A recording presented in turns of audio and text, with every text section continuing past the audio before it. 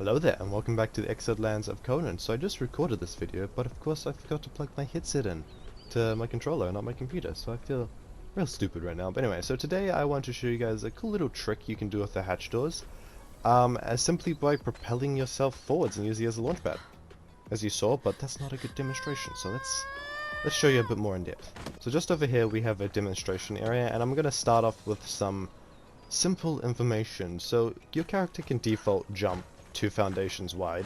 Let's close this. Easy peasy. And now you cannot jump 3 foundations. Well, at least I have not been able to. I don't know why, but you just simply can't. You just hit the edge and you fail. And using this method with the hatch frames, if you don't do anything special, if you click square, the hatch frame won't open, so what you have to do is jump and click square. Well, interact button, whatever your interact button is on whatever platform you play on. You can launch yourself about 2 foundations wide, distance, whatever you call it. And then if you add in some extra flair, you jump, then jump, interact, and then jump again. So jump, interact, jump. You get quite a bit of vertical travel distance. And now we'll add in some direction to that. And I think I'm not going to make that. Actually, nope, I did. So even though that was a bit of a scuffed jump, I could easily make 3 foundations. Now let's just give that another try. Stand on it, jump, interact, jump. With some movement. I almost hit 4 foundation distance, but I think I probably would have missed. Now that's a very basic way of doing it, is by standing on top of it, jumping, interact, then jumping.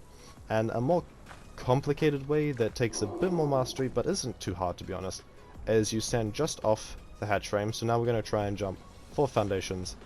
You stand just off the hatch frame, you jump, when you're in the midair you interact, then you walk forwards and click and sprint at the same time. So the reason you want to click and sprint is, if you notice, when you're walking you jump, let's just demonstrate here, if you're walking and you jump this distance, you're not going to make the 2 foundations. But if you're sprinting, you easily make the 3 foundations.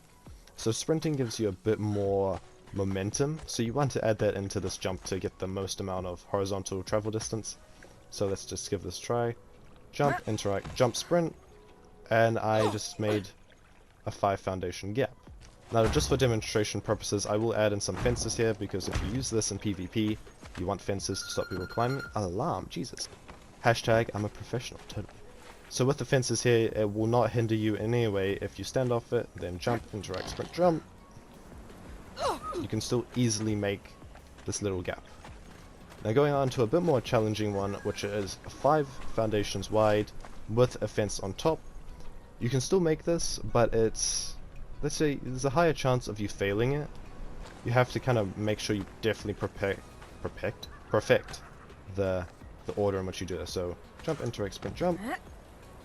And I just made it. You can do it perfectly and like over jump it, but that's a rare that's gonna happen. Now that said, you can actually make it further than just 5 foundations, but I do not know how to do that. I'll show a video clip right now of laying this commentary that I made it all the way to like the rocks in the corner. You'll be able to see it in the video. I can't see it right now, but anyway. So you can make some extreme distance, but again, I don't know how to make it further than 5 foundations, like consistently. So one more demonstration for this part. Stand beside it, jump, interact, sprint, jump, and bam, easily made. And I'm not in God mode right now. I did a lot of my testing in God mode, but for the video's sake, made sure I was out of God mode just so the fences actually affected me. Now moving on to more of a vertical travel, not horizontal, using the same method to jump this beautiful watery gap. Easy peasy. Now this might take you a bit more time to perfect, because I've been testing this for ages now, so don't be sad if you don't make it first try, but be extremely happy if you do. Now looking at this little thing, this is something I would probably see a bit more in a PvP server, having this as like a defense mechanism. Probably the 2 foundations high with the fence on top of it, but we'll start off with the 1 foundation high with the fence on top of it, just by using the first method, standing on top of the hatch door, jumping, square, jump. I mean interact, not square. You can easily make this height Now going to a bit of a harder one, you have to perfect this. Bam, you just get up here. If you mess it up in any way, you'll probably just skim it and fall off. And you can make it up to 3 foundations, but if there's a fence on top of the 3rd foundation, you definitely will not make it, but just do it anyway. Bam. Bam. I probably don't need to demonstrate even more, but I'm going to. But you probably get the point. You can use this in a couple of different ways, and I actually think this is useful. Because nobody that's not in your tribe can use your hatch door, to my knowledge. Pretty sure you can't, unless there's like a mod or some server setting. But yeah, you should not be able to use somebody else's hatch door.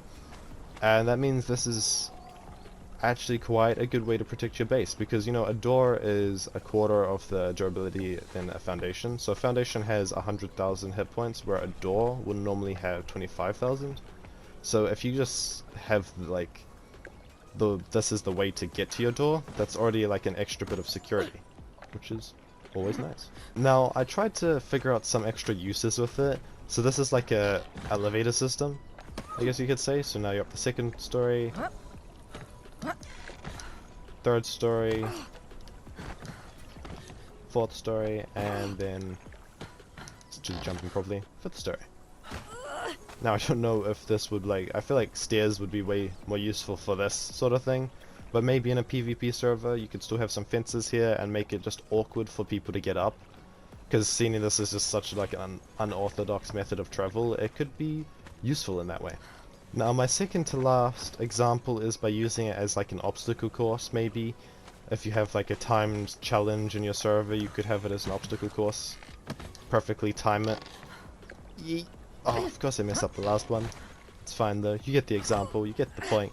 And my last more practical example is by who's shooting me? Or is that a rock falling? I have no clue. So my last practical example is by using it to protect like your elevator. So this is just a little, you know, cube of foundations with some fences, so you cannot climb this. You know, can't climb it. But you just have this little launch pad here. Okay, I'm amazing at demonstrating. A little launch pad here to get you up here, and now you have access to your elevator. So yeah, that's pretty much it. Oh shit. Well, that was unintentional. So yeah, I hope you guys enjoyed the video. That's pretty much all the demonstrations I have planned for the launch pad of the hatch door. There's probably a lot more things you could do with it, but I don't think I need to explain it. You could probably figure it out for yourself. So yeah, I hope you guys enjoyed. There's one more tip that I randomly want to share with you, is that you can kill people in God mode by crushing them. I know, it's odd, eh? Anyway, hope you guys enjoyed the video. Tell me if you learned anything new from this, and I'll catch you all later. Peace.